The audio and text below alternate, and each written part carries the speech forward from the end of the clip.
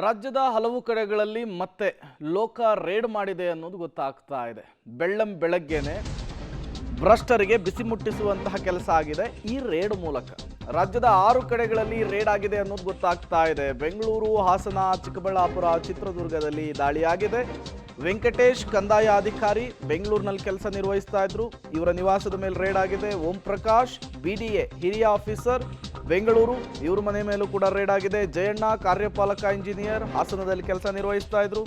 ಆಂಜನೇಯ ಸ್ವಾಮಿ engineer Chikkaballapur, ಇವರಿಗೆ ಸಂಬಂಧಪಟ್ಟ ಜಾಗದಲ್ಲೂ ಕೂಡ ರೇಡ್ ಆಗಿದೆ. ವೆಂಕಟೇಶ್ ತಾಲೂಕು ಆರೋಗ್ಯಾಧಿಕಾರಿ ಚಿತ್ರದುರ್ಗ, ಈ ಅಧಿಕಾರಿಗಳ ಮನೆಯ ಮೇಲೆ ಲೋಕ ಬೆಳ್ಳಂಬೆಳಗ್ಗೆ ರೇಡನ್ನು ಮಾಡಿ ನಿದ್ರೆಯ ಮಂಪರಿನಲ್ಲಿರೋರಿಗೆ ಚಳಿ ಬಿಡಿಸುವಂತಹ ಕೆಲಸವನ್ನ ಮಾಡಿದೆ.